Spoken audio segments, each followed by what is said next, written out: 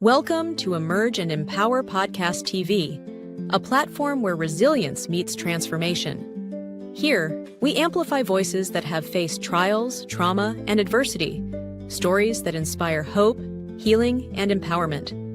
Every episode brings raw, unfiltered conversations with individuals who have risen from hardship, embracing faith, strength, and purpose. Join us as we break the silence, uplift one another, and emerge stronger together. New episodes air Wednesdays at 6 p.m. English and Saturdays at 6 p.m. with select Saturdays in Creole for our Haitian audience.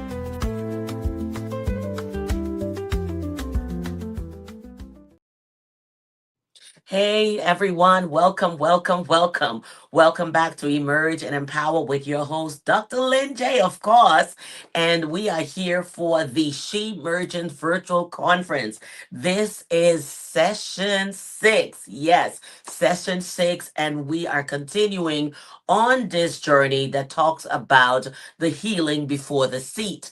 Now, if you haven't seen it already, my pre-orders are out for my book, which is called Unholy at the Table. This takes you through moments where I felt unworthy of healing, undeserving of love, and I also brought in the religious hurt that I experienced as I went through yet another trauma.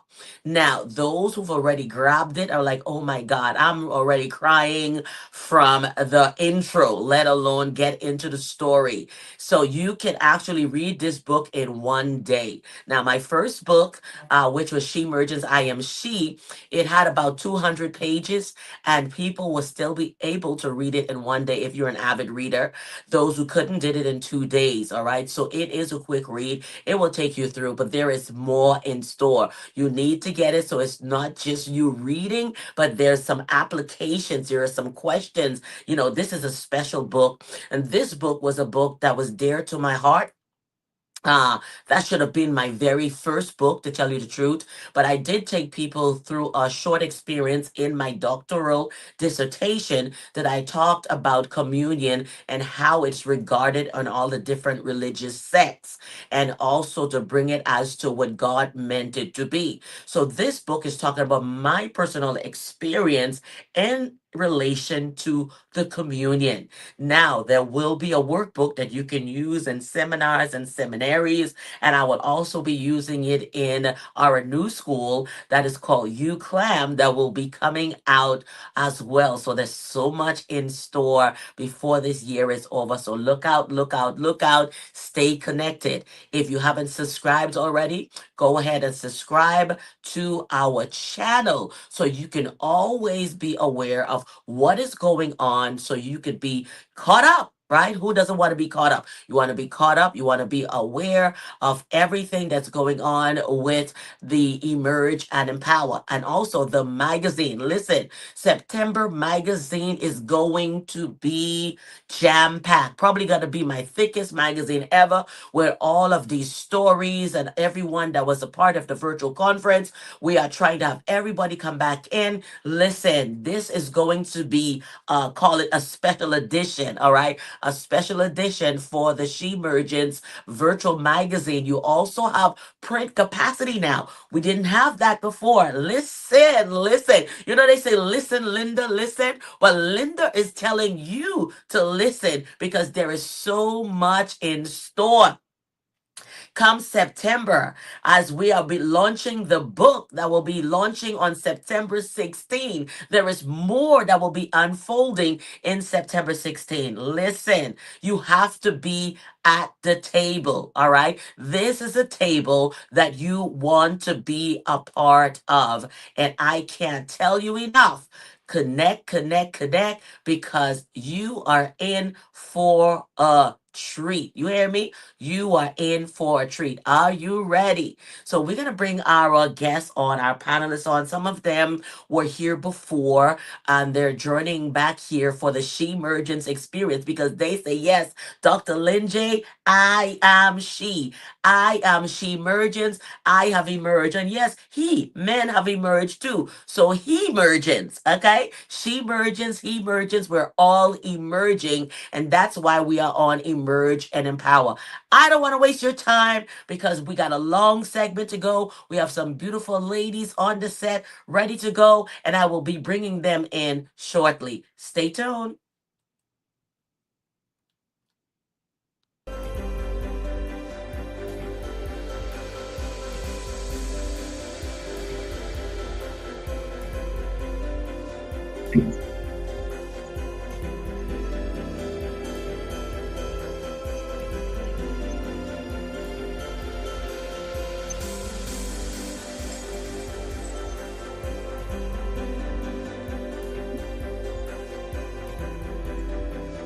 And we're back, and we're back, we're back. Welcome, ladies, to Emerge and Empower podcast. Welcome, welcome, welcome, welcome. We are so glad you're here for this Shemergence Virtual Conference. And all of you came on and say, yes, Dr. LinJ, I am she. I have emerged. Many of you have already shared your stories on here. Go ahead and introduce yourself to our audience on today. Welcome. I'm so glad you're here.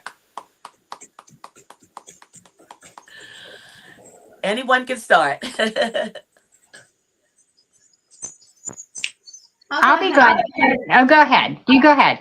I'm Candice Van Dertholen. I'm a holistic practitioner and entrepreneurial coach. I'm really excited to be here because I think that each one of us just brings such a beautiful element to this conversation. Thank you, Candice. Welcome back. Hi, I'm Debbie Simmons, and I am a CEO of a nonprofit along with an adoptive mom of 9 and a grandma now. So I'm super excited about that. But I love this idea of Shemergence and being able to be a part of that and it resonating with not only who I am, but who I think God calls women to be. Welcome back, Debbie. Welcome back. Welcome back. Yay! Hello, everybody. My name is Kellina Powell, aka the Duck Queen Boss. I am so many hats. So I'm a CEO of Kellina Empowerment Inc. So it's actually combined with different things. So I'm a 4-time author, international speaker, and a coach for young adults with disability. And I'm excited to be here. It is my first time here, so I'm excited to meet all of you lovely ladies here. And yeah, thank you. Welcome, Kellina. We will be hearing her story. Just look out for it. Her story is coming, all right? But this virtual conference is hot, right? It's so hot. People are popping in even before they have their one-on-one interview, and we can't wait to hear Kellina's story because she has a powerful story. We all have them, but hers is one that is not like any other, and we can't wait to hear it. Let's go, Candice. Oh, we already did Candice. Keisha. Yes, yes. Hello, my name is Keischa Bradley. I am a real estate broker for 20 plus years. Have a number of companies. I don't even know where to start. The basics of it all. I am a servant, full-time ministry as well. The oversight of Push Ministries, apostolic oversight of Push Ministries. And we've just launched a branch called Beyond Walls Global Ministry as well. And so, yeah, just a servant at heart, in whichever way I can be used.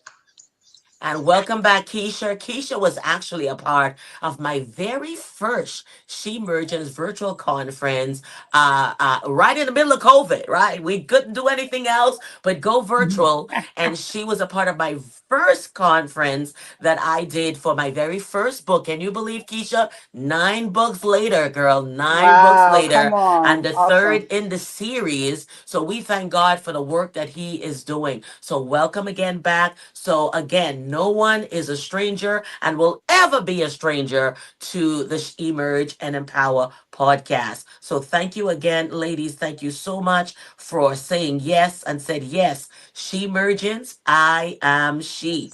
So we're gonna dive in. For those who have been watching, okay, you must have been living under a rock, right? Because we have been doing this virtual conference, and this is the 6th segment, right? What it's all about. It's the healing before the seat, the moment of where you felt unworthy of healing, unworthy of deserving of love. Can you believe that? Where you was like, forget it, I'm not important, I don't matter, and you just got tired, right? But on today, we're going to continue in this virtual conference as we talk about those past traumas, right? Which is building forward with a broken foundation. Building forward. Now, how can you build forward with something that is broken? What I love in the text of the Bible, it tells us he gave us beauty for ashes, all right? So he can take something that is nothing and make it into something beautiful, let alone something that is broken. He is the potter and we are the clay. So we're going to dive right in as we go through the questions, and each of you will be answering those questions based on your personal experience and also your expert opinion. All right. So the first question that we have on today is, how have the past traumas or failures affected your progress? How did those past traumas or failures affected your progress? We can go in any order, and whoever would like to go next.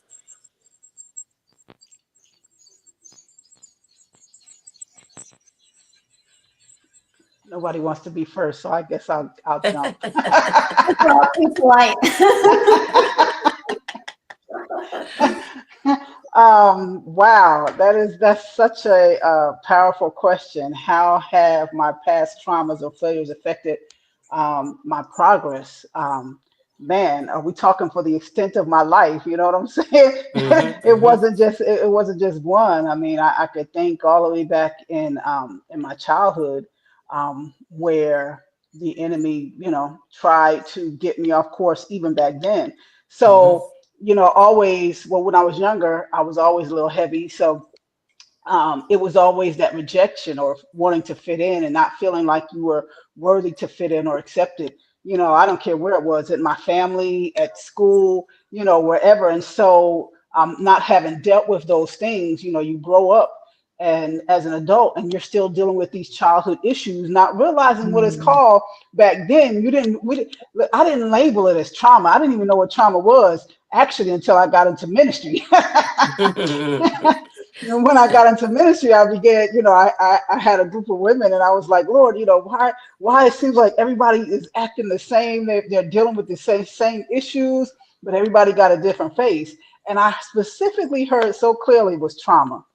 And it was like, okay, now it started making sense. So then I started studying to see what that was. And out of that, birthed a book and a couple more coming. But I didn't even realize how emotionally damaging the things that we go through in our childhood can be and how they affect us even in our adulthood. Mm-hmm. And so, we have to go back and deal with the root of those things, like go all the way back in those years where I never really got over the rejection. So I found that I carried that rejection of trauma as a childhood. I carried that over into my marriage, over into raising my children, over into business, over into ministry. You understand what I'm saying? Right. Because we Mm-hmm. never really took the time to address them.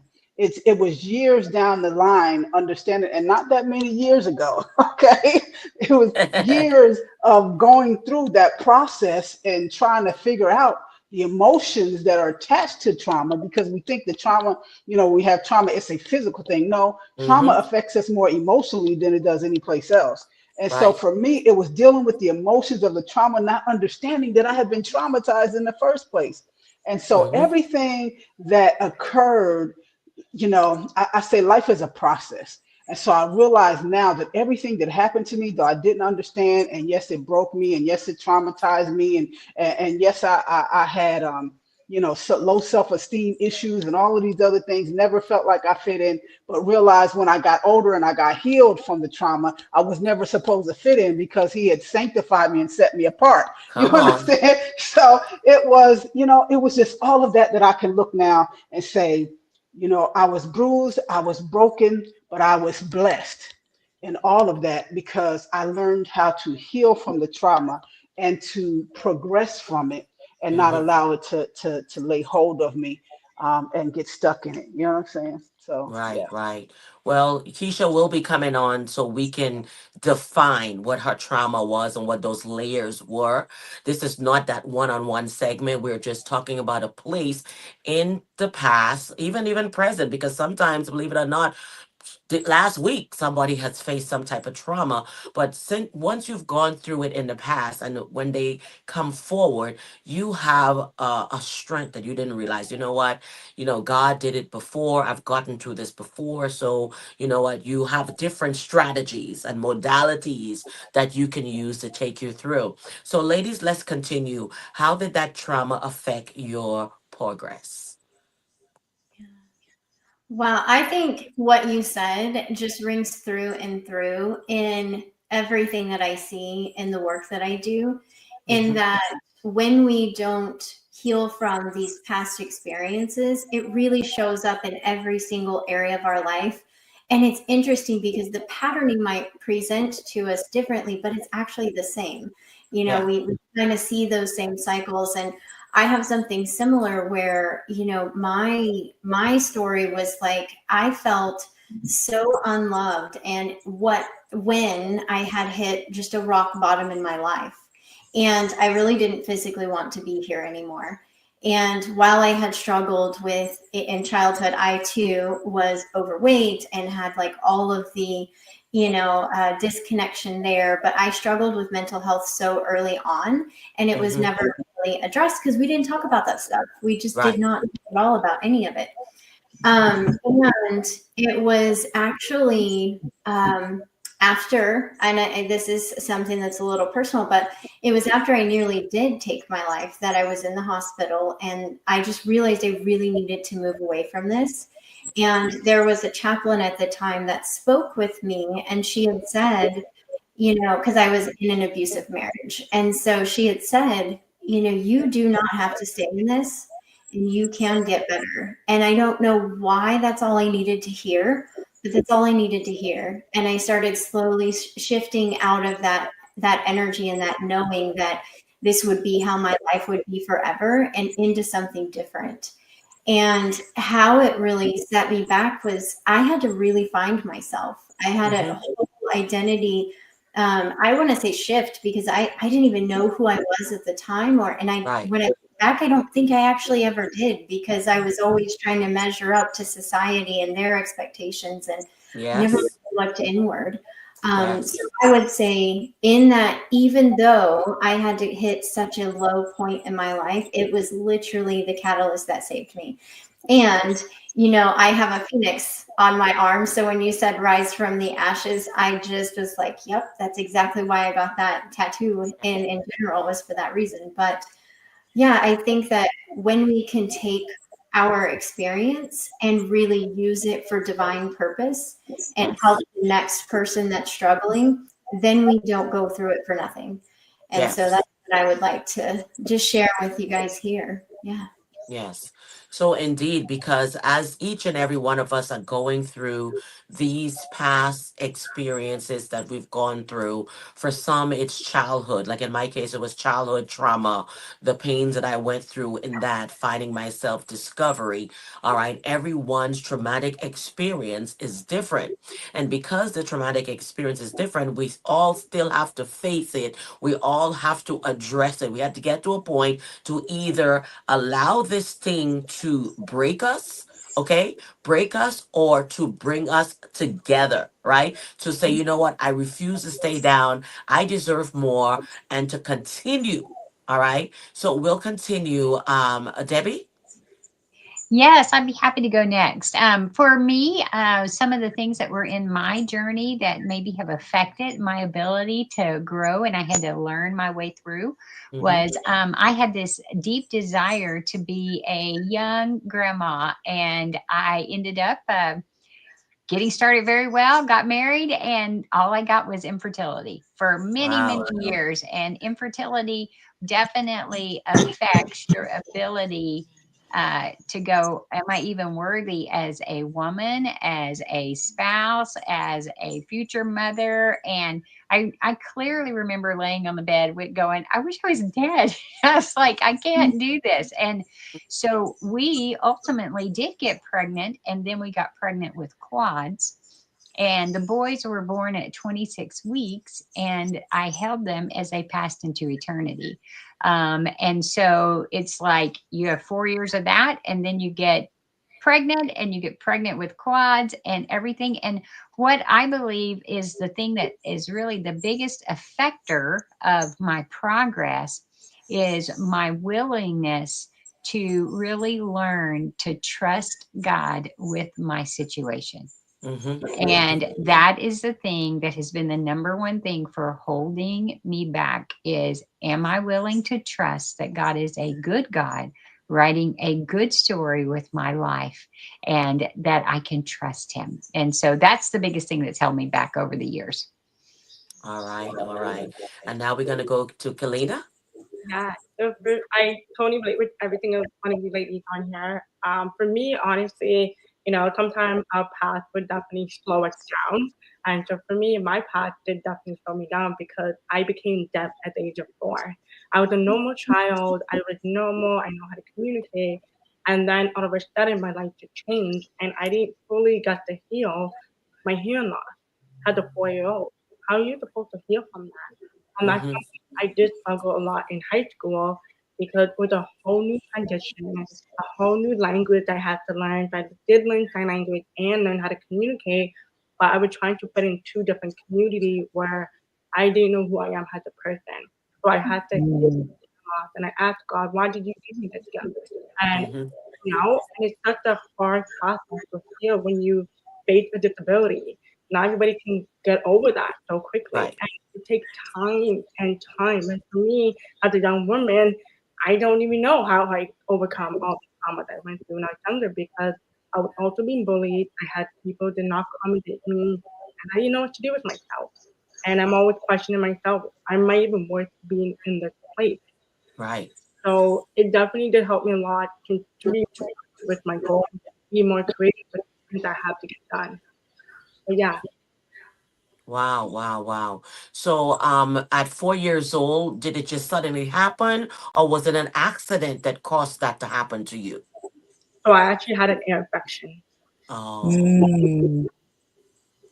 yes, yes. And that is definitely traumatic indeed. I mean, you go from hearing sound and then now there's no sound, right? Wow, wow, wow. So, I mean, even for your parents, that was like a lot for everybody to experience, to even figure out eventually what had happened. Because I'm sure it wasn't overnight, for them to realize, wait, she can't hear me. So it built, and you probably were saying trying to communicate as well. Imagine a 4-year-old, trying to explain how they feel. You understand? Yes, indeed, indeed, indeed. So, as you've heard it here on today for our viewers that are watching, all right, I don't know what that past trauma was that affected your progress. Or maybe you're there right now and you're feeling like you can't move ahead, right? So, each of you ladies here today, when you was in that place where you felt like it was affecting you, what were some of the modalities or what were some of the things that you did in order to move beyond what was affecting you? How did you push through? Yeah. You know what I want to, can I add something from Sure. earlier? What I recognized in all of our journey, all of our story, was that we were trying to fit in to what the world wanted, or what we thought the world needed and wanted us to be. Indeed. Our healing came from understanding our individuality within the bigger construct of everything. So I was just That's listening. it. I was like, wow, we are all of our trauma came from wanting to be just like everyone else when we That's are it. really divinely individual. Mhm. So I wanted to share that. How does that sound for everyone? Did you feel that too? Yep. Yeah. Yeah. Yeah, because indeed you have to realize that the world is going on and we're trying so hard to fit in, whether it's to satisfy the husband or someone. There's always someone that we're trying to please, right? Until you realize that that's not reciprocated and you realize, you know what? I got to get my power back, right? I got to get me back. I got to get this remote back because I need to be in control of my life because trying to fit in is only putting more pressure, all right, wanting to be loved from the people who are not, reciprocating love. That's a lot. So now you have to look at yourself and say, you know what, I'm deserving of love. You know what, if they said you're ugly and you look in the mirror and say, you know what, you're beautiful. You understand me? Or you're nothing. And then you look at yourself and you said, I am something. So you had to individually look at yourself and say, you know what? I am worthy. That's the key word there. I am worthy and deserving. And, I deserve better. Because when we're in that pity party place, we feel, well, I guess I deserve it. How many people said that? I guess I deserve it. I guess I deserve it. What else? So you became so pessimistic when you're in that place, right? Until you go in that individuality. Thank you so much. So let's continue here and let's talk about what were some of the challenges you faced in finding the stability to move forward. What challenges you face trying to move forward? We'll start with Debbie. All right, I'll be glad to. I think some of the biggest challenges was after infertility and after losing the boys was, I still had this deep desire to be a mom and a grandma. And so I had to figure my way. I had exhausted everything that I knew I was capable of doing. And trying to get babies here and stuff like that. And I was mentally exhausted, physically exhausted, spiritually exhausted, emotionally, everything. I was just exhausted, right? And I remember going, I'm not getting younger. Should I try again? And we started down that path again. And I just was like, I can't do this. So I think for me, the big challenge is figuring out where to set the appropriate boundary for me as I learned to walk through what this new normal was going to be like for me. And so being brave to go, I can't do that right now. And I need to have grace with myself, and I need to trust that God He's going to give me children if I'm supposed to have them. And I need just time to heal. And so doing the things that I think I needed to put in place, the boundaries and the different things for me to be able to process and heal were, some of the things that kept me from experiencing even more and more challenges as I walk through it. And I just go, you just have to have grace with yourself, right? And so that is, how I could find stability and the ability to even move forward was to have safe people that helped look out for me. And I looked out for me and was willing to stand up for me as I walked through that. Right. So let's talk about that moment when you held on to that and you didn't want to let it go and God asked you to let it go. Yeah. So the desire to have children, is that what you're talking about? Yeah. No, when you was holding on to the pain and God asked you to. Yeah. So he did. He told me that I had to give up my why question, and I like my why question of why me, why God, why now, why, and he just told me very gently that is a stuck question, and you'll never get the answer that will satisfy, and so you're going to have to give me your question, and you're going to have to trust me with it. And give me your why. Yeah, and I was mad. I was like, dude, that's the last thing I got. That is my security blanket. It's the only thing I have to hold on to in this tragedy. And he's like, you need to give it up. I'm like, no, not really, right? And it was the best decision ultimately. But it's very difficult because, we do feel like if we had the answer to why, then we could figure our way through. But the reality is any answer in a tragedy or trauma that we would get for why would never satisfy. It wouldn't bring my boys back. It wouldn't solve my pain. And it is a question that I truly have to open my hands and give to him. Yeah. Wow. And everyone heard, of course, some of them haven't seen your episode. You talk about the loss, but let's talk about what you gained and what you've turned that into, because now that was your way of moving forward. So you've moved beyond that. So bring them into that part for you, because that was your moving forward where you are today with the children that you do have. Yes. So the question after you give up why, because I'm a question girl. I'm like, okay, God, then what am I supposed to do? Right? How am I supposed to figure my way through this difficult thing? Because it's too painful. And his gentle wooing was, I need you to ask a different question. And the question was, how do I survive? And that included breathing, because then my prefrontal cortex get engaged. But then it was, what's my next best step? Not my next right one, because that might, make me freeze trying to figure out if I'm doing exactly the right thing. But what's my next best step? And so I just would faithfully figure out whatever it was, and I would do it, and God would meet me, and he would light the path at my feet, and then I would do it again, and he'd light the path at my feet. And that's the healing journey.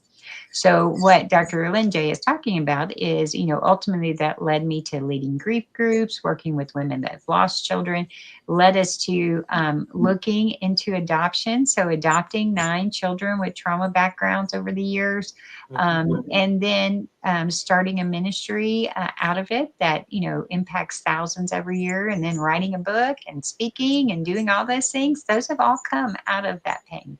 So that's the journey. Thank you so much. Thank you so much. We're going to go to Kellina. What challenges have you faced finding stability or moving forward?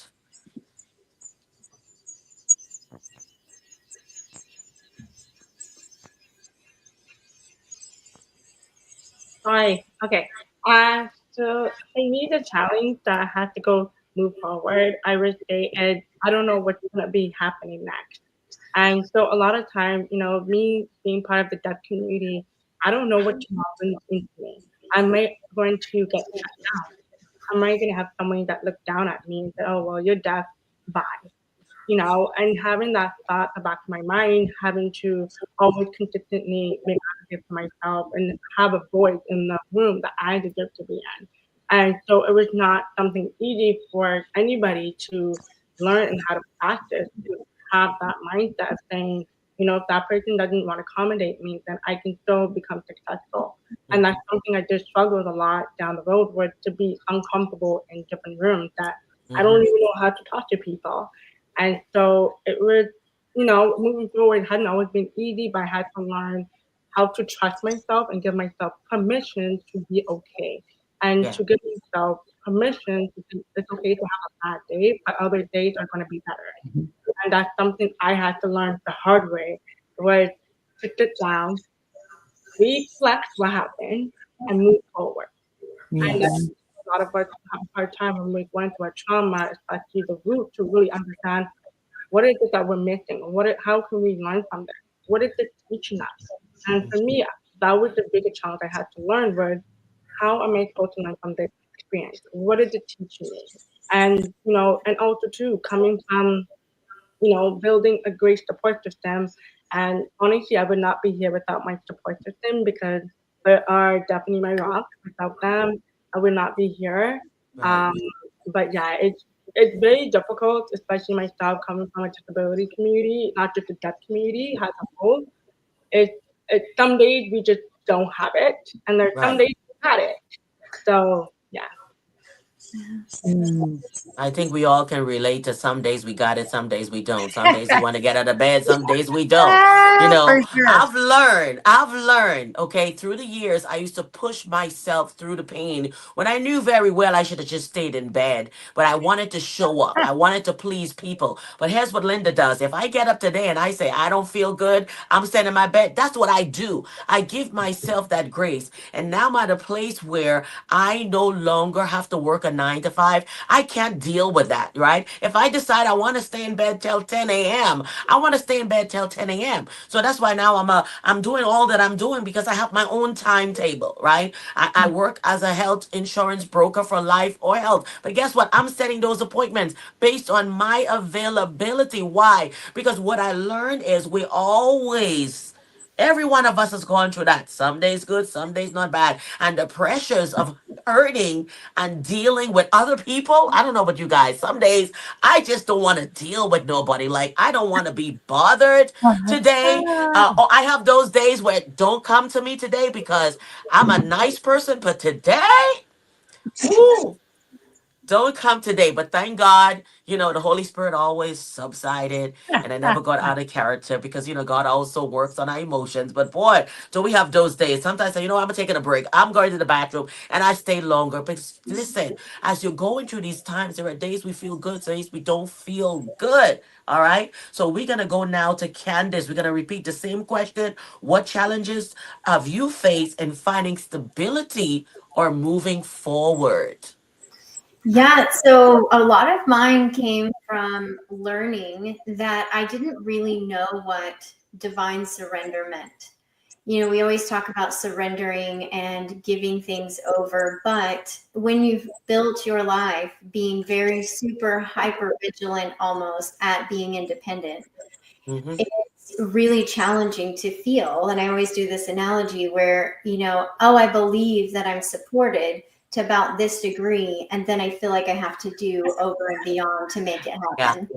Yeah. And so in my journey, my struggle was really identifying the areas that I did need to have more surrender and how I could embody that and really allow myself to shift out of this I need to do and I just need to receive, because that was the other thing. Is I was really great at giving outwardly, but taking it in and saying, oh, this is a reciprocal energy exchange.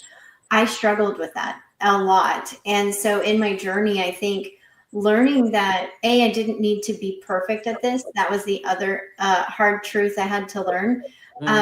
And B, just understanding what it meant to fully let go and to actually build that trust. And it was a process, and it's still an ever evolving process. I think, like you say, it's like you get really doing something and then you do something new and you're like, oh, I got another area of growth. And I think it's because we experience our life in so many different increments of time. So why would we expect ourselves to heal in one setting or one day, one prayer, one meditation, whatever it is for you? And it's like we experience life in minutes, seconds, hours, days, months. So it's okay if it takes time.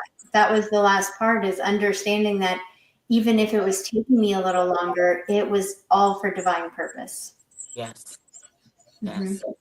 Well, thank you so much. Listen, divine purpose. If had it not been for the divine, Lord help us. Thank you, Lord.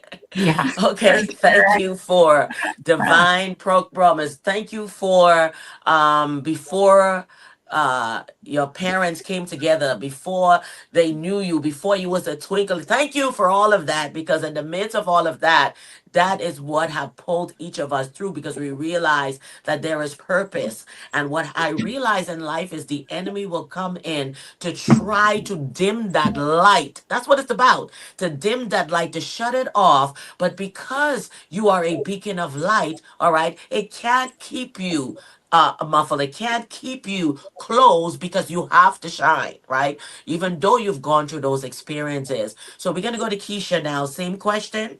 What are the challenges you face in finding stability or moving forward? Okay, amen. Well, I think the biggest challenge that I faced was just accepting me and loving me for me. Dealing with things, traumas that I've been talking about. One of the hardest places is to accept that, first of all, that God loves you in spite of. And then because he loves you, it doesn't matter who else doesn't, but you can still give yourself permission to love yourself. And so that was a hard challenge. I mean, if you're dealing with rejection, the hardest person to love and accept is you. Mm-hmm. Because you feel like nobody does, So I think that was the biggest hurdle. But when I got to a place saying, you know what, man, God loves me. He loves me in spite of everything I've done, everything that I've been through, how many times I fell short, it didn't matter. He still loved me. And if he still loved me, then of course I should be able to love myself. And so Right. coming to that understanding and that acceptance of me, loving me and forgiving me was, man, that was life changing when I learned how to love me and forgive me, because we can't change our past, but I can sure be better for my future. And so Indeed. that was the challenges, but thank God we overcome, right?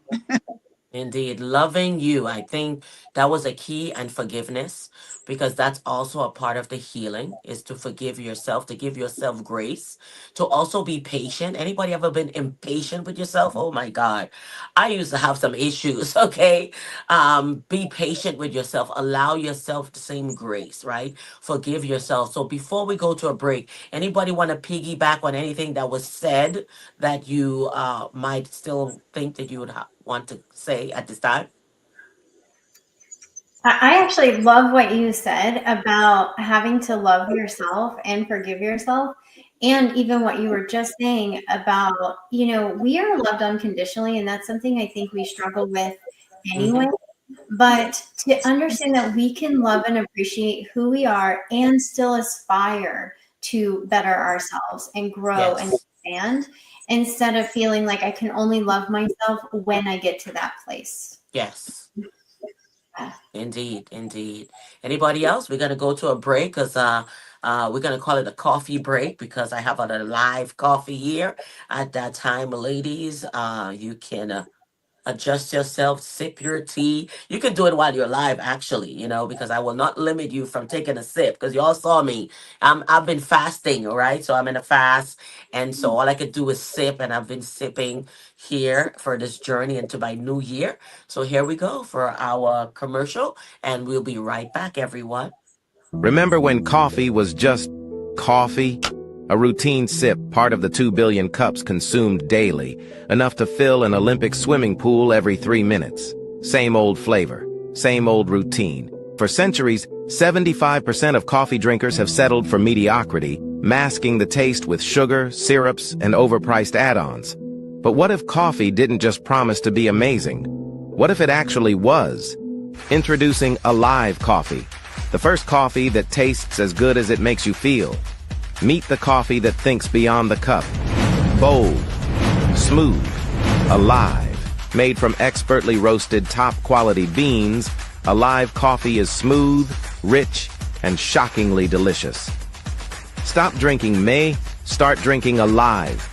The coffee that delivers, just like the 90% who won't start their day without it. Alive Coffee. Wake up, take over. Feel alive. Yes, indeed. That coffee is great. It is a natural product. The coconut is the milk, and you don't need sugar. It has pomegranate, etc. I drink it. It's actually healthy, and you can get it through me, which is DrLinJ Global. Envision You, DrLinJ Global is right on the bottom, everyone. So I'm also an entrepreneur, all right? Because we have to have those residuals and everywhere. It also gives you sell it, you make money, you get paid every week. I love anything that's gonna pay me back. Who don't? So we're going to dive right back into our questions. Okay, ladies. So we are back. And our next question here is: are there times when setbacks have made you question your path or choices? Come on now. Have there been times when setbacks, whoever not them, made you question your path or choices? We're going to start at the bottom. We'll start with Keisha. It's so funny, this question. Man, yes, there's been times. There's been a whole lot of times, many times that I've questioned. As I said, I'm in full-time ministry, and I can't speak for anybody else, but ministry is one of the hardest assignments I think that I have tried to walk out. It's been harder than having a real estate company. It's been harder than any business or raising like it's been that challenge, because you have to love people where Yes. they are in spite of, and we try to do it the way that Christ did for us, right? Yeah. Unconditional. So I say, I believe that we should be required to have some type of psychology, something class in dealing with Definitely. so many different personalities, right? And there's definitely been a number of times dealing with ministry that I felt like, man, I questioned my call. I don't measure up. Like, God, have to be missing this, because we're not perfect. We're not perfect leaders. I don't care if we get a title, we got people, thousands of people following, still not perfect. And I think sometimes in doing ministry, we don't leave room for ourselves to fall Mm-hmm. short, and the people that are following us don't leave room for us to fall short either. So Right. we feel that the mark, it is a heavier burden because we understand that I'm not only responsible for myself, but I'm also responsible for the other people that are watching me. And so Yes. there's been many times where I question, the call and say, okay, God, did I miss it? Did I miss it in what I told them, or the counsel that I gave, or, direction? Did I miss it in my teaching? Because I teach a little bit off the edge. So have I taught any erroneous doctrine? You know what I'm saying? And so I think I'm the biggest critic in that area, because so many people can be affected. And we're not just talking about affecting the way that they live their life here, but we're affecting how they may dwell in eternity. So Right. yeah, it's been a challenge in ministry, seeing myself as the Father sees me, but also accepting myself as being imperfect, yet being a servant at the same time. Right. Well, you touch on something that is big because, believe it or not, people are obstacles. People can be barriers. All right. That's what we're dealing with, right? Our whole thing of trying to fit in is because of folks, right? Our families, our community. And you touched something really great because I have pastoral psychology. But before I did pastoral psychology, I remember my husband was going through ministry and he was doing his psychology. And there's a book by Tim LaHaye that talks about the transform, all right, temperaments. And even though I've gone through pastoral psychology, I'm glad I read that book, right? Because you learn different temperaments, right? You have to be able to discern. We are all not the same, but once you understand people's temperaments, and you also understand when Jesus said, Father, forgive them, for they know not what they do, all right? Because he had to deal with all of these different emotions. So some of these obstacles and setbacks are folks. We can't lie. It's the people. It's the circle that you're in. And we use a cliche all the time that says there are certain places that you have to go. You can't take certain people. You got to leave them behind. It also starts with you. The old you that was caught up in all that toxic place, you have to cleanse from in order to move forward, or else you won't be able to move forward. All right. So I'm going to go now to Candice, and we're going to go up and around. So Candice, the same question. Are there times when setbacks have made you question your path or choices? Oh, yeah. I think anybody that's in the entrepreneurial space can attest to this year one through business. I think that's one of the underrated conversations that we have is the Yes. struggle in the beginning of building a business, and you're sitting there. And I remember sitting there just asking, I was like, okay, I know you want me to do this. You Right. want me to do this work, but like, can it be easier? Because I'm tired. I am tired of stuff. And, it was funny because it was right after that conversation that I realized it was me not doing certain things. Like I didn't have a certain offering that offered people to work with me longer. And it was like Right.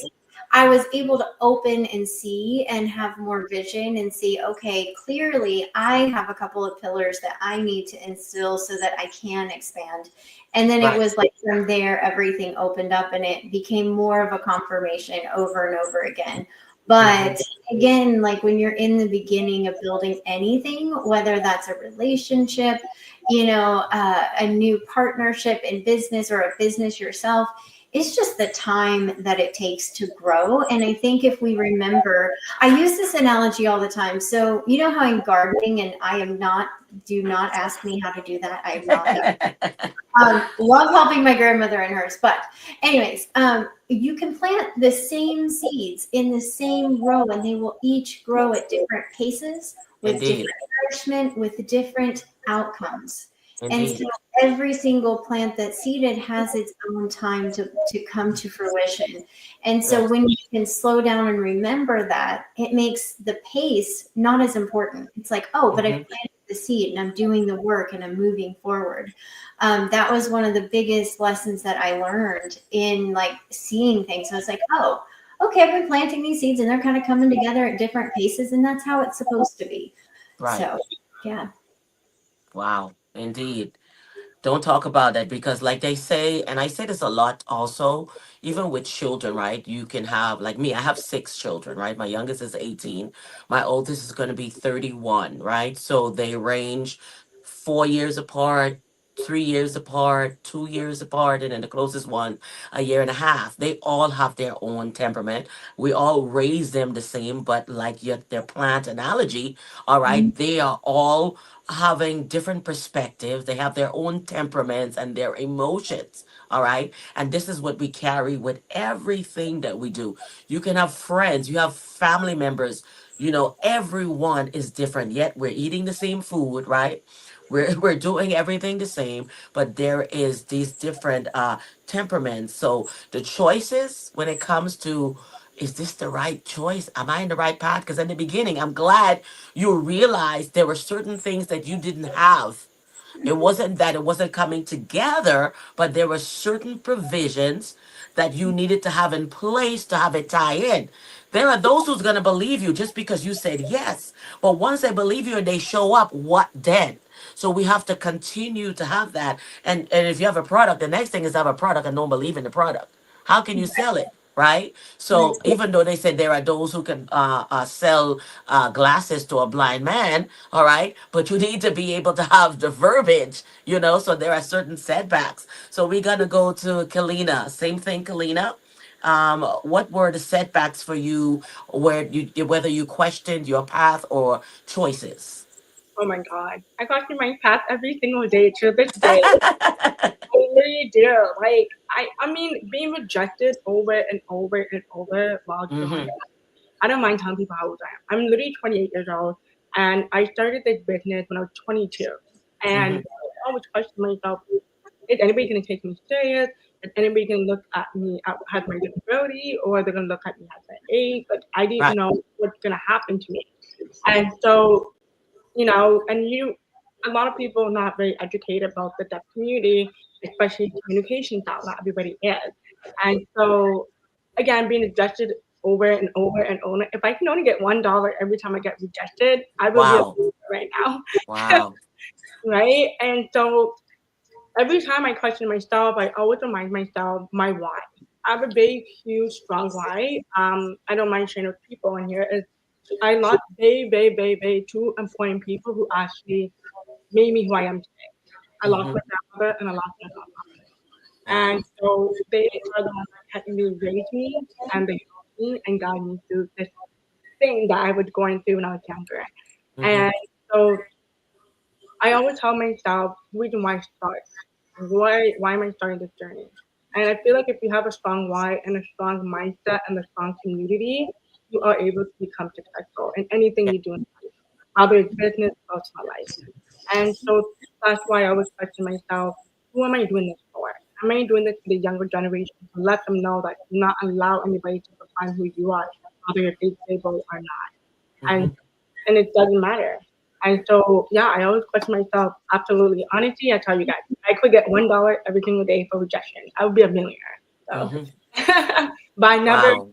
but I never allow that to define who I am, right? And you should never allow anybody to define who you are. Indeed. The biggest enemy is the inner me, right? Anything that we face. I don't know if anyone has gotten to that place. I am going on 9 years since I had my women's organization. It took me literally 7 years to get it on the ground because I was like, why me? Like, I'm not ready. I was still in my healing. I hadn't completely healed. So I started saying, well, what do you have to give? Like, what are they coming for? Like, what are you empowering on? Like, you're your worst enemy, okay? And you're looking at all of these things as to why people should not take you seriously or want the product that you have. Or the product was me. It was my story, right? Which meant I was ashamed of my story. I was secretive about my story. But once I told my story, okay, even in the beginning, I would like Why are you saying that? My husband said that to me. I'm tired of you sharing this, because whenever I shared it, I guess to him, it made him feel bad that I went through this experience and people were looking at him in a certain way. And so I would hold back from my story, or I would tell it on certain times. And it took a long time to finally tell my story without choking up, right? You start talking like, so I couldn't even do that, right? And so I understand what you said as far as fitting in, because it was always rejection. No, you can't. Even when I started it, I put it on, it was just the awareness meeting. The Holy Spirit said, just put awareness meeting. I had my website up. I had everything up without the people because he said build it. So I built it, right? I put it on Eventbrite. Like I'm having this big event. It was just an awareness meeting. I created my brochures, everything through Vistaprint, you name it. I became a pro at getting everything done, but I was still doubting me. How many people gonna come? How many people gonna show up? Took 7 years to get there. Now that I'm here, right? And I remember, 'cause I'm telling you, it's people, friends, people who's supposed to be your support. Why did you put that on there? It's just awareness meeting. You should not have put it on Eventbrite. You'll be lucky if you got 5 people. That this friend said to me, and it hurt me so bad. Like I just finally made the decision after 7 years, and now you're gonna throw this at me, right? And it hurt so much. All right. And it took me maybe 2 or 3 years before I could go back to this person and say, hey, here's what you said, and it hurt then. To this day, in the 9 years, this person has never even come to one of my workshops. Okay? Supported. They have a radio. Supported. They have other people who are hardly doing anything that they bring on. So we have to realize that the paths and the choices we make, everyone is not going to be on board. It starts from your family, your friends. But you have to believe that you're in the right path. All things are going to come and make you question. I had a lot. That was just one scenario. But let me tell you what happened. I pulled down the Eventbrite because I was so hurt and upset. But there was already people who had booked it, right? They already booked it. And there was a gentleman today. He's not alive today, but I pulled him that day to be one of my panel of speakers. And I was broken. And I said, I'm going to cancel. I'm going to cancel it. At that time, it looked like only 5 people, literally, that was on my Eventbrite that I'd registered. So his numbers was like realistic in my head. And he said, where there is vision, there is provision. I'm telling this story probably for the first time online. And that day I was driving, I live in Broward County. So I drove from Pompano Beach to Hialeah. I was so blinded, so hurt. My car light, my gas light was on empty. I couldn't even see it. Anybody ever been in a place where you blind, you dumb, you deaf, you numb? I was having all of those feelings at one time. My phone was ringing. I couldn't hear my phone ring. And he was the only person, for some reason, I called him to say I'm canceling. And I was telling him my why. Let's go. I'm going to come to you with your why there. Okay. My why, and hurting. And he says, no, don't cancel. Even if 5 people showed up, it is a success. Right? And then my phone died. Right after my phone died, my car died. Oh, gosh. I didn't have a car charger. I was on one of the busiest expressways in Florida, which is I-75. At the time, it was under construction. And I was in the far left lane. So I'm not crossing that highway anytime soon. Right. I was stuck there for 5. Let's go back to the number 5. He said 5. 5 hours. The last thing I said to my husband is my car died. And then my phone cut off. I said my phone, I was telling them my car, the gas had shut off and where I was. And then it died. 5 hours I stayed there. My event was the next day.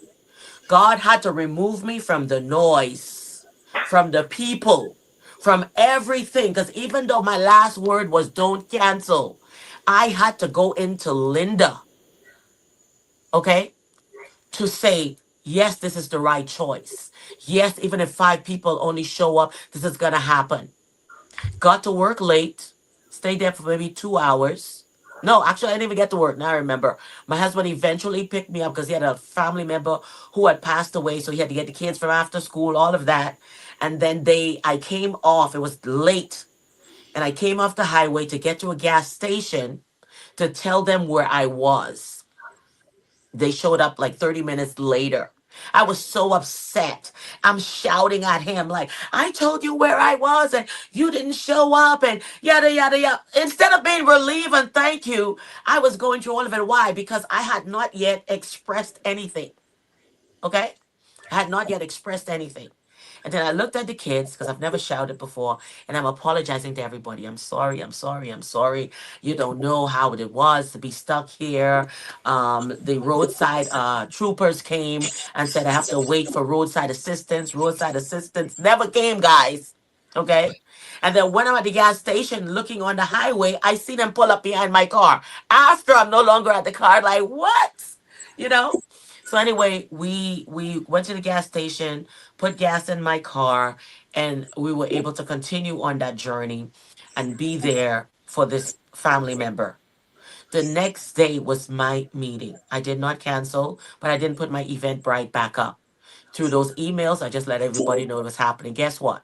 You know how many people showed up for my awareness meeting? 89. Amazing. 89 people showed up. Why? Because I was trapped into me. I was thinking I was on the wrong path. This was not the right choice. And then someone come and tell me, no, why did you do all of that? And this is just an awareness meeting. But that's the way God wanted me to do it.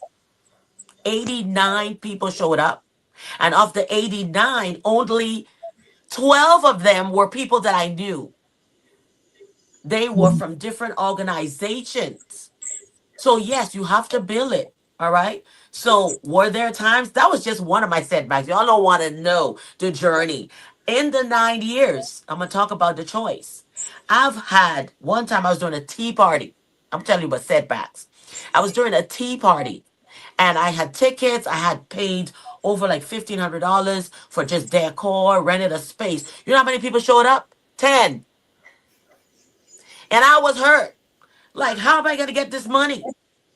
But the 10 people who were there were the 10 people who needed to be there, and it made sure that everything worked out.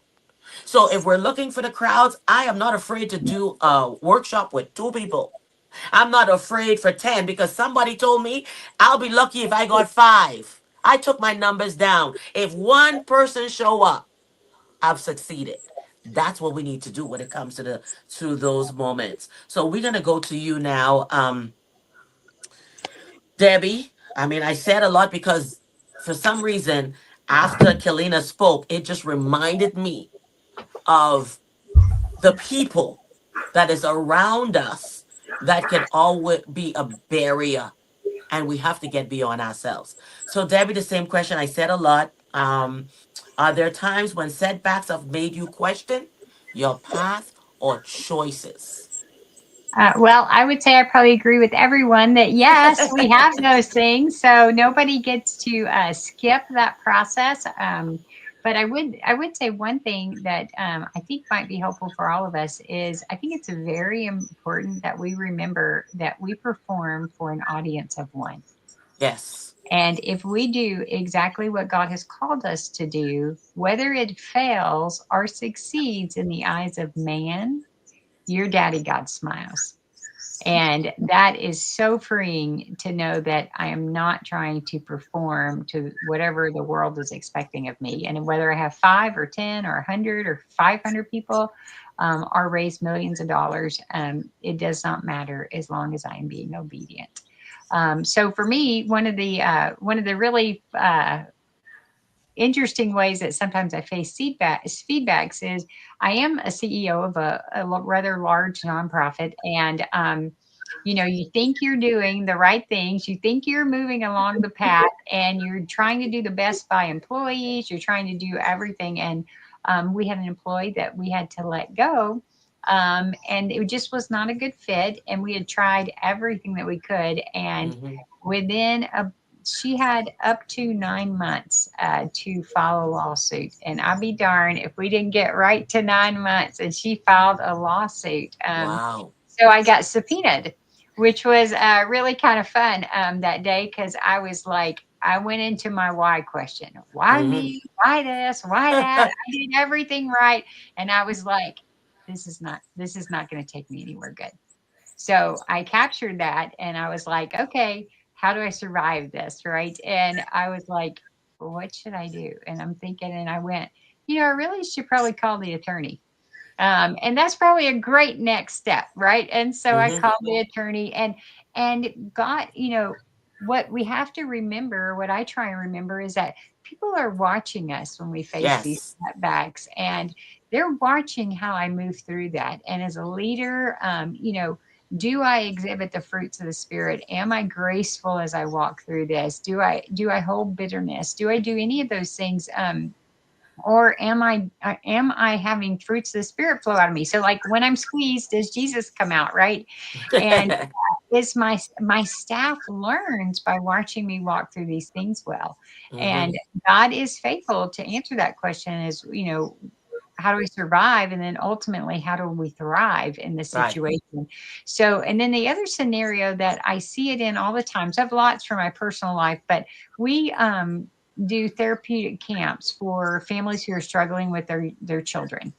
And a lot of times they bring their kid to camp. It's a family camp. They bring their kids to camp because they want us to fix their kids, which their kids do have trauma backgrounds and we do have to work with them and everything. But really, truly, the parents are required to come to camp and they go into a different training. And I can promise you that every year at camp, it's the parents who have to grow the most.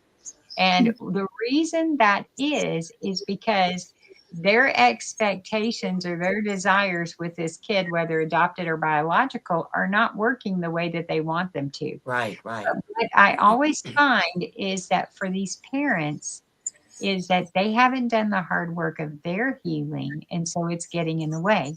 So they cannot lead their children through the healing process that they need to go through unless the parent is willing to do it themselves. So the parents, you find yourself in a setback situation because God has allowed you to have these wonderful children and it's not, and your expectations aren't the same and you're trying to figure out how to realign. And so it just disrupts your apple cart and you're trying to figure your way. Right. And so I think those are some of the most common ways that I see setbacks in my own life, but also through ministry and different ventures that I find myself in. Right. And I'm sure everyone, like I did, have many scenarios where you felt like, did I make the right decision? Because choices, right? And in the beginning, you're going to question that. What I learned, and I say this all the time, is I don't serve two masters. So that means if God has said something, I need to know that's what he said. Now I need to get out of my own head, okay, and allow it to happen and come in agreement to that. What I'm learning on my time here on life, because I'm already halfway in this lifespan, praise God, all right, is that we have to trust God. If he said it, it will happen. If it was prophesied on your life, wait for it to happen. You understand? Sometimes we just become impatient. We want it I love to say this all the time, like the JJ Wentworth commercial. It's my money and I want it now. So we want everything now. We live in a microwave society. We want things right away. We don't have the patience to wait. We want the residuals right away, even though it takes time to build. To build a book of business, especially as a broker, I have to take time to build. It takes client. I'm going to start off with 0. Okay. And then go to 10 and keep building. But if I give up, then in 5 years, I wouldn't have anything. So that's the whole thing, is we need to be patient and understand, that yes, be patient. Yes, you're on the right track. You didn't just dream this thing. All right. God put that into you. You are very intuitive. Okay. He's put it into you and rely on that. Okay. I've had to learn to, what I have is not for everyone. Right. I could take this podcast, for example.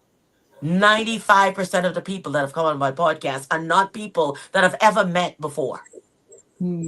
You ladies on here have never met before. So if I was waiting for my circle, hello, in my circle, maybe five, there goes that number again, 5 people in 18 months that have been on my podcast.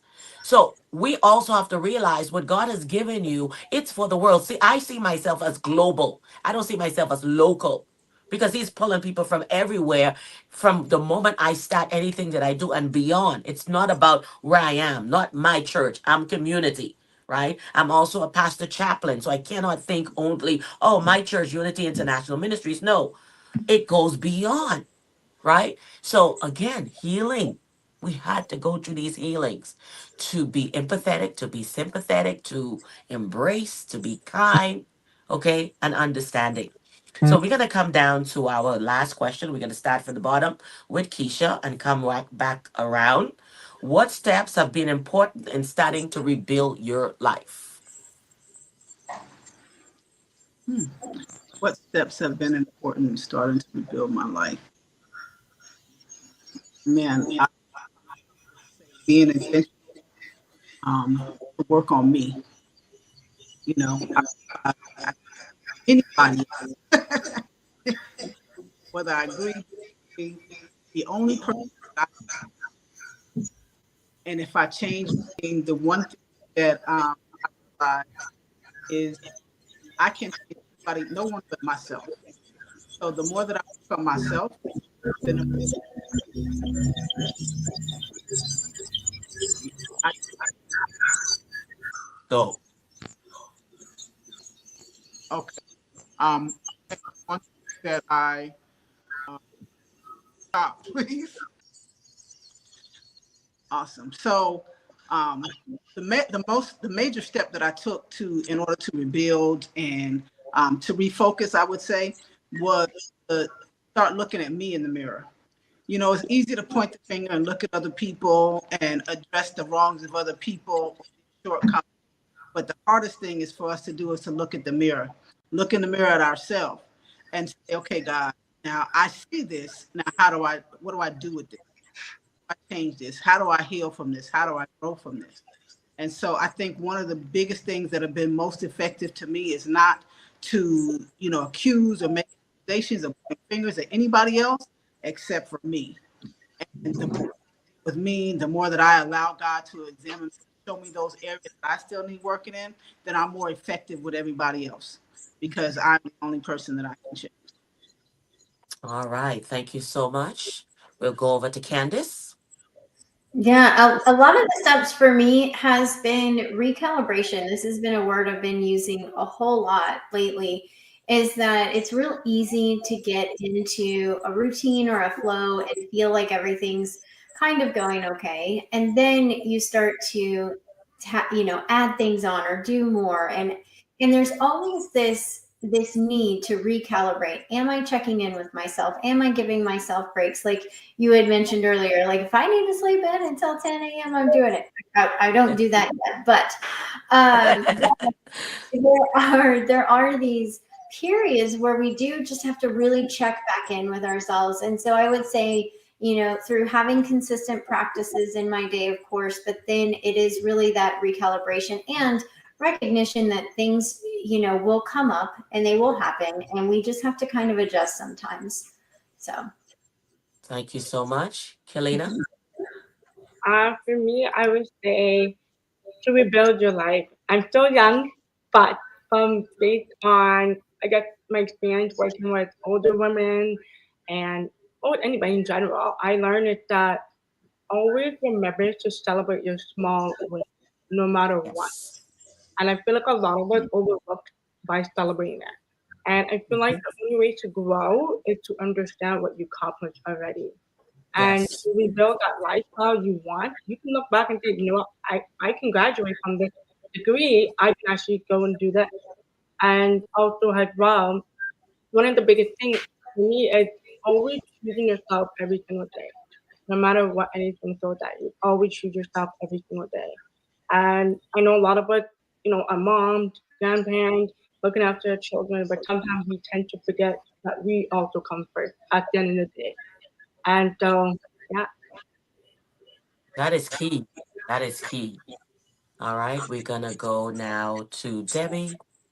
Yes. Okay. So for me, I go back to something you already heard me say already, but it's just 3 questions. Give up my why, and trust that to God. Ask, how do I survive? And figure out that next best step. And then ultimately, how do I thrive? And I see that play out over and over and over. It doesn't matter whether it's work, whether it's children, whether it's spouse, whether it's me.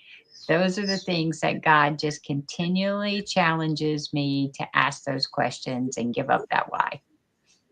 Wow, so definitely been a wonderful session. So before we close out, I would like for each and every one of you to speak to an individual that is watching. I like what Kellina said, that you matter. I didn't start to see that for myself until I was 35 years old. So, girl, you're in the right spot, okay? To realize that, because I got married by 18, I had my first daughter by 19, finished my associate by 20, then guess, was doing life, okay? So it was always, I'm a firstborn, so I've always cared for everyone else, right? That's a trait firstborns have. And so I was always caring about everybody else but myself. So truly, when I start to heal for Linda, that was 35 years old. And guess what? That was when my journey to healing started, because I was no longer engrossed by everybody's needs and I forgot about me. I realized I was living a shadow of myself. And now I had to face me. And that's when my journey to healing truly began. And yes, I became selfish. No, I started saying no, because I needed boundaries. And I used to feel bad about saying no or not doing something because I was always the yes one. Yes, yes, yes. Okay. So yes, creating boundaries, like Kellina said, is crucial. My third child is 26 years old. She's your age. All right. And she is so free. She is a spring child. And I'm glad. Here's what happened. I want everybody to realize this. Once you were healed, everybody around you benefits. All right. It benefits them. It gives my children more independence. It gives my girls, they just evolved. So as a parent, you are very weighty on your children. You are weighty in the relationship, even though it's like, what did I do? You did, because you didn't allow yourself to heal. You put that weight. All right. Unfortunately, some relationships end up in divorce. I could have been divorced 3 times over. Thanks be to God. I can say faith. All right. My husband is a minister. We have our own ministry, but it wasn't because of ministry that kept us from getting a divorce. It was because of our faith and belief in God, right? He was broken. I was broken. We both needed to heal. And as I started to heal, he thought it was somebody else that came in the house, right? Because I woke up. Okay. So what is that last word that you would like to say, a message you would like to give to a young person, someone at your age, someone that's going through whatever is in your heart? Please share. And we're not going to go in any order, because someone might be ready to go and then another might want to ponder a little bit. I think it's just the one thing I would share is it's never too late to be who you might have been. That's one of my favorite quotes. And that all things do truly come together for greater good, right? They always come together. And even if you're not proud of your journey, I too was a young mother. I had my first child at 18. I turned 19 2 months after she was born and had 3 kids by the time I was 21. So while my path is not all of it are moments filled with these, I would say, milestones of joy, right? Like, I wasn't happy that I had depression or that I struggled in certain areas, but once you can own that story, then it's truly never too late to evolve, to be different.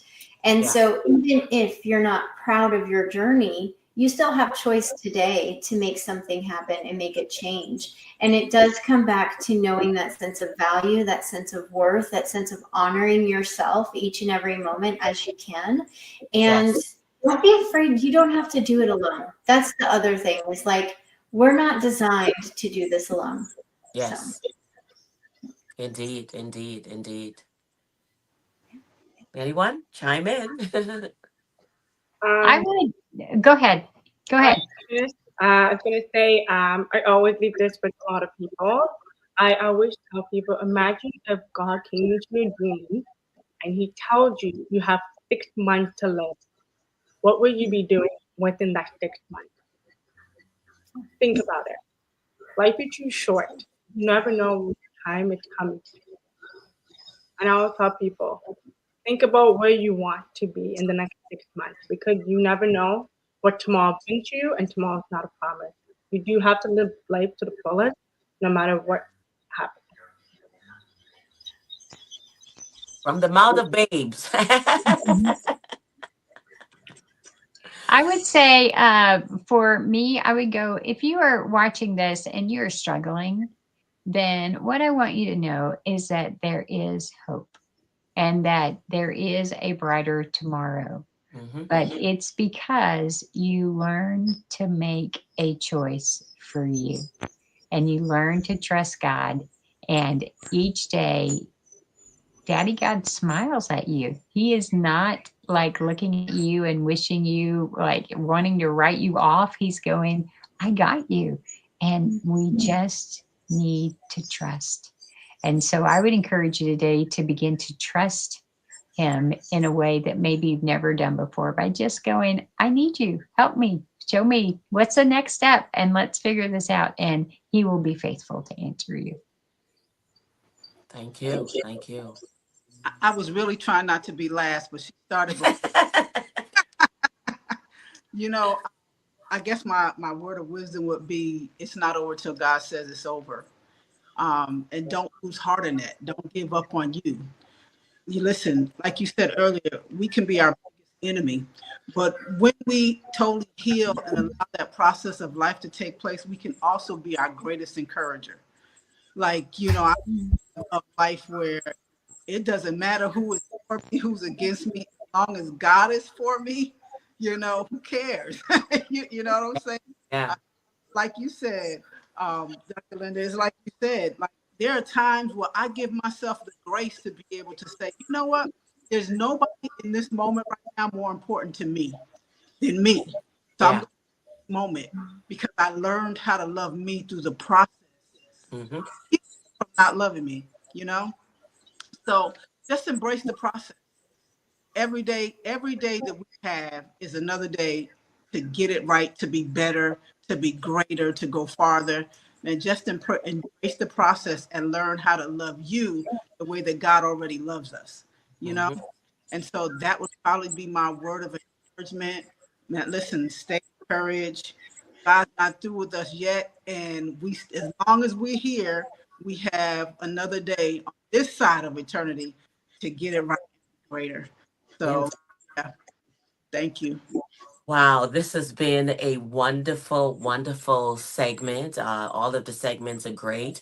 Ladies and our viewers, go and watch part 1, session 2, session 3, session 4. All right, 5 and 6. And we're going to go all the way to 8th, closing out the last Tuesday in September. But the Tuesday in September 16, that is my birthday. That is my launch day. That is my everything day. So I want everybody to come on to the live and just shout and celebrate, because something big is about to be released. I'm not even going to say it yet.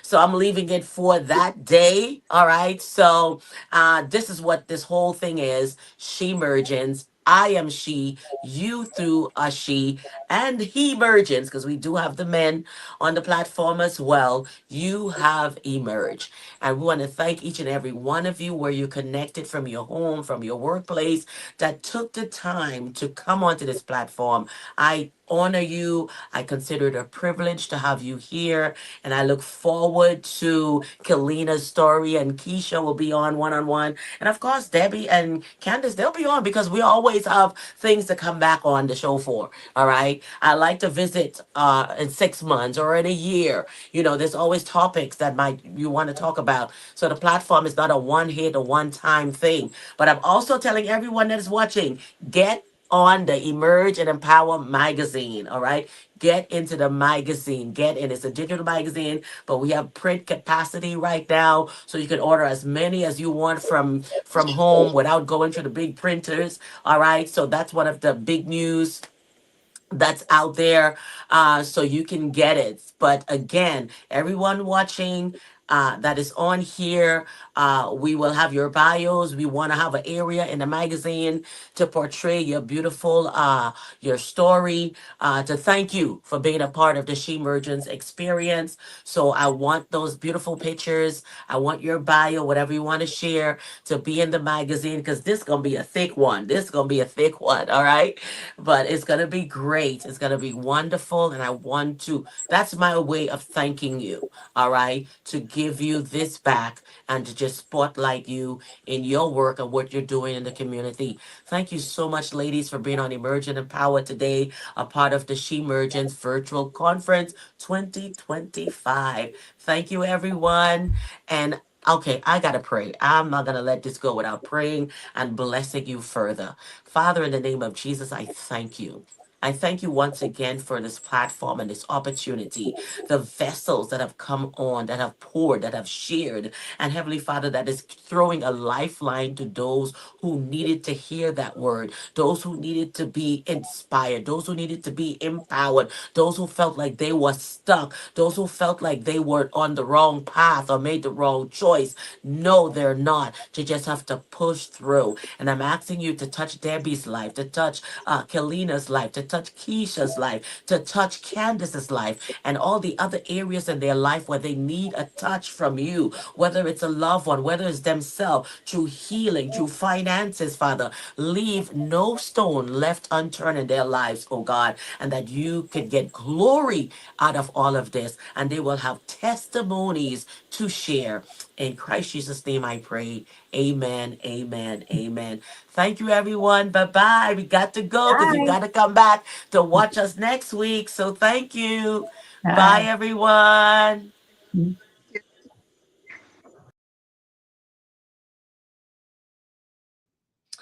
All right, all right, all right. So as you can see, this is the Emerge and Empower banner that we have the postcard.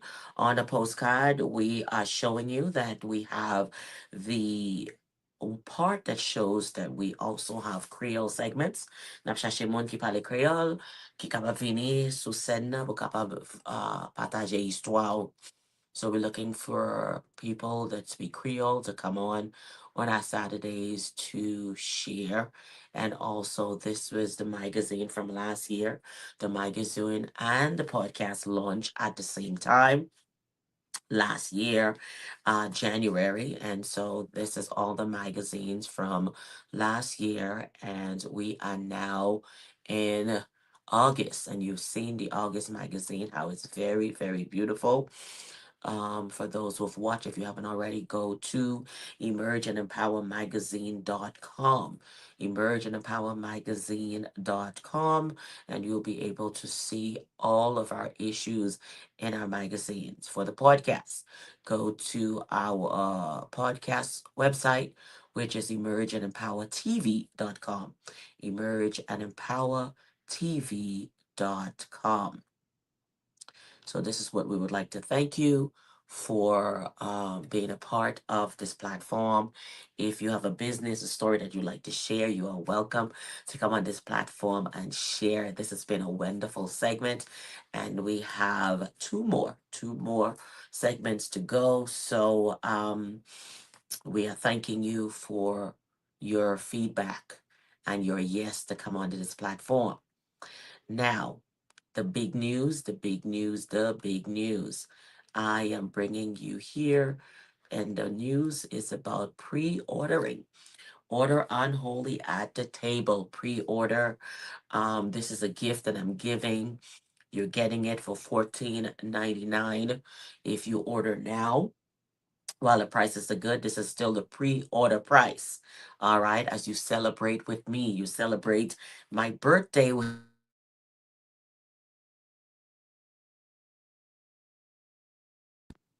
You're still celebrating my birthday with me. So this is the celebration. Celebrate, celebrate, celebrate. All right, Unholy at the Table.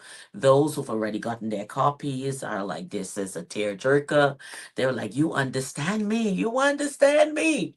All right, this was me going through my journey and having individuals come on this podcast as we talk about the journey before the seat, right? And that's what Unholy at the Table is about, the journey before the seat.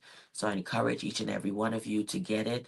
Unholy at the Table, Unworthy, Uninvited Yet Called, right? This is my ninth book, but the third in the Shemergence series. All right. Book one was Shemergence, I Am She. Book two is Shemergence Shift, and now we have Unholy at the Table. Now, this book is continuing, and we're going to have a workbook, a study guide that you can use in seminaries. You can use it for your message. You can use it however you want, but it would continue to help you understand the journey of communion and its relationship as we always go and commemorate the power of the cross and the Last Supper, but we're going to bring that in new light. But read this to get what my experience was and how I have grown. All right, definitely have grown. Thanks be to God. Dealing with spiritual hurt. All right, spiritual hurt. Yes, we have. So this is it. Still beautiful. Yes, we thank God. You don't see my scars. He has healed me. All right, as you can see, this is not just a book, it's an experience. All right.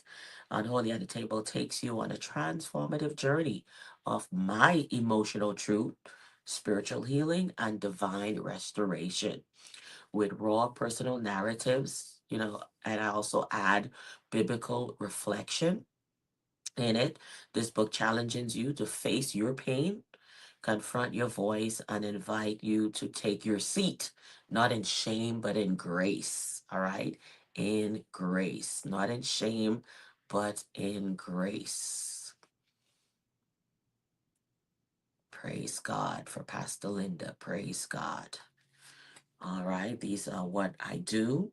All right, and all of it is under the voice of WeWa, which is Women Inspiring Women Always. So I want to thank each and every one of you who have been a part of this Shemergence, who said yes. Some of you were already locked into your seat, but life happened and you could not continue. Some of you found another spot and were able to come in. But again, we will continue to share. This platform is to share. And thank you so much. Thank you, thank you, thank you. It's September and it's my birthday month, and I'm celebrating all month long, right? Turn it up, turn it up, turn it up. I'm celebrating all month long. So for the rest of this month, the book will stay in the pre-order price. All right. So literally, you're getting $5 off if you get it this month, and then it'll go back to the regular price. This is my gift to you. I am not writing to make money and coins on people, because Lord knows from my very first book, I have not put in that money that I've put out. That first book went into Spanish and French translation. That first book also pulled out an affirmation journal and a prayer journal. So within 1 year, I pulled out all of that from that first project. So no, it's not about the coins and the money, but I know that there will be a book that will sell thousands and thousands of thousands. And you're not going to be selfish. You're going to share. You're going to say, get your copy, get your copy. All right, get a copy. Invite DrLinJ to come out and speak at your platforms, okay?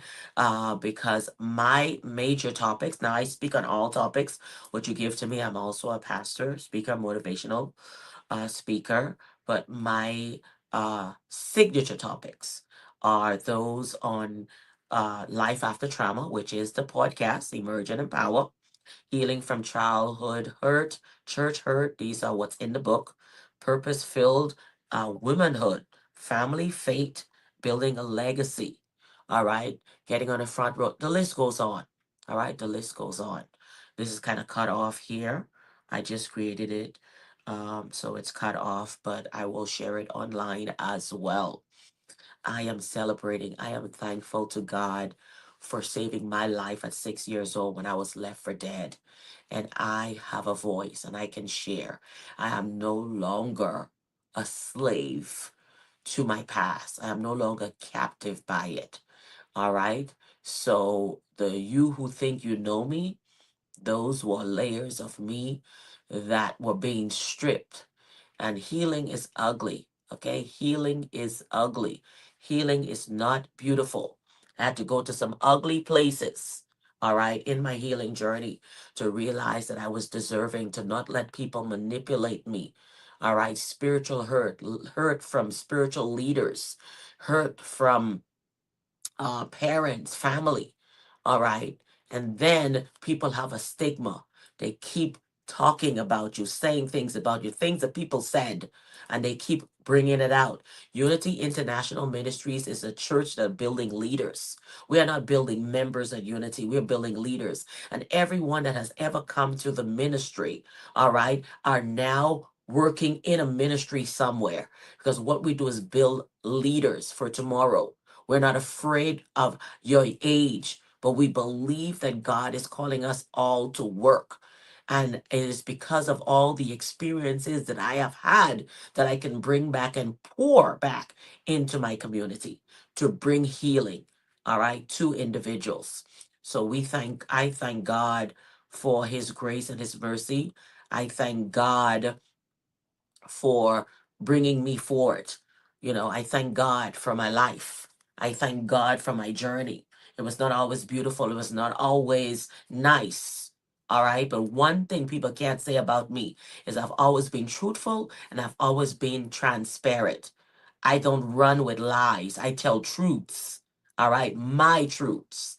And so people who have come on this platform, that's the same thing that they did. I found truth seekers, truth speakers, and they come and they share that journey with each and every one of you. Truth, my truth. So if you want to ever know anything about me, call me, ask me. I have no place of shame. God has healed me in every area of my life. And he saved me at 6 years old, where I was left for dead after being raped, all right, by someone whom my mom was renting from, okay? And then that didn't stop.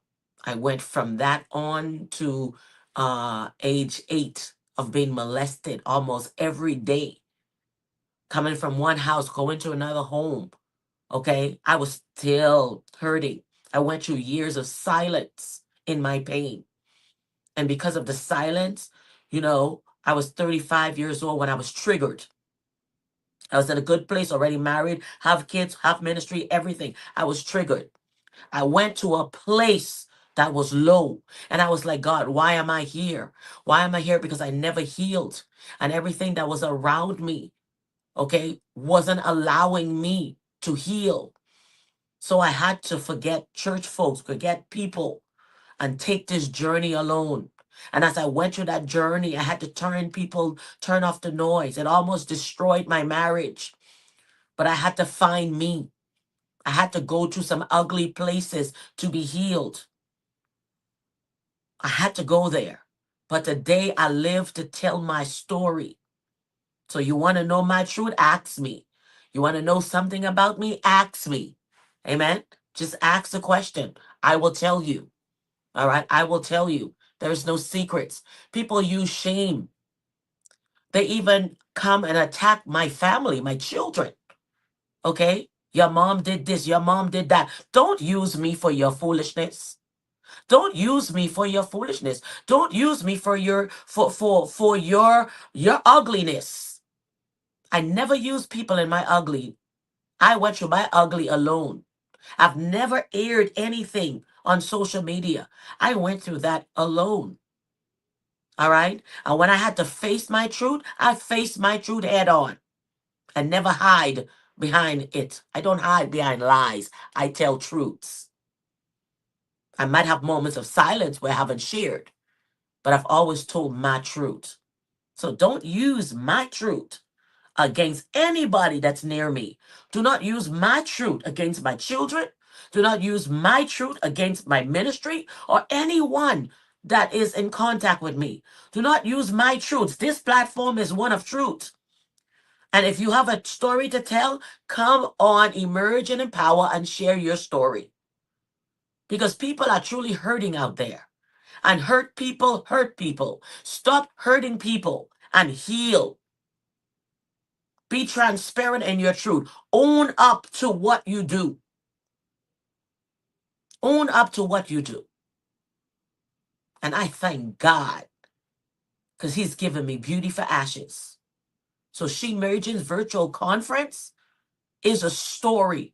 Individuals come on and they share their story. Do not use anything on here to attack, belittle, or make anyone small. They were once there. They are no longer there. They have moved. And if you want to ask them a question, go and ask them. This is not a place of negativity, but only of positivity. So I pray you emerge. He merge, she merge. It's time to emerge and come away from that hurt place. Because hurt people, all you do is hurt people. All right? And if you're bleeding, get it taken care of. If you need stitches, get it taken care of. If you need surgery, get it taken care of. It's time to emerge. So this platform is a gift that I give. I've dedicated my life to this. I'm not getting paid for this. There's no monetization here. But if people want to donate, they can donate. I will not stop them because I have a cause that's greater than this. And that's you. Healing. For you to heal for real. So this is September. It's a beautiful place. All right. I am glowing because I am healed. When you see me smile, it's because I'm healed, not showing off. It's showing the glory of God, that my God is a good God, a wonderful God. And beauty has come out of it. 6 beautiful children has come out of it. I love on my children. But when they are stepping wrong, I tell them you're wrong. And if there are people in their lives that are wrong, I say, watch out, because God has given me discernment on top of experience. So I refuse to have things repeat because I said to God, it stops with me. Everyone has to go through their experience. Breakups happen, but we have to live and move on. One door closed, there's a bunch open behind you. I can literally open up this curtain behind me, and there's a whole world out there waiting for you. So stop dwelling on what they did to you, said to you, and move on. And you'll glow like me with all sincerity. Shemergence. It's September, y'all. It's my birth month, and I am glowing in the favor of God, in the love of God, in the healing of God. And I love you with my whole heart. I have no enemies. I love everyone. I might not like what you do, and I tell you, and I'm done. I don't dwell. I don't dwell. I don't hold grudges because God told me vengeance is His. He only wants me to be happy and healed and pouring into individuals, pouring into you. Share it. Share this live. The Shemergence Virtual Conference is a gift to you. Just share it. I am DrLinJ, and this has been my story in my journey, and it will continue as long as there's breath in my lungs and speech and a hand to write, because I will continue writing and also helping you write your story. That is my purpose in life. Thank you for watching. Stay tuned for the other series that will be coming on as we close out the Shemergence Virtual Conference. I just had to put a pin in it because it's a special month and I got a special love for you. I love you. I love you. I celebrate you. I see you. Let's heal for real because it's a beautiful place. It's a radiant place. Oh, it's amazing. Amazing, amazing, amazing. So all you need to do is go ahead and just pre-order. Pre-order. Get your copy of the Shemergence book by me, DrLinJ. All right, let me pull that back up before we close out. Get your copy. Get your copy. Get your copy. It's beautiful. This table is set like Psalms 23. Don't be afraid of it. It was set for you. Heal and sit down beautifully. This is your seat at the table. It's time for you to emerge. Thank you for watching, everyone. I love you all. And let's keep celebrating.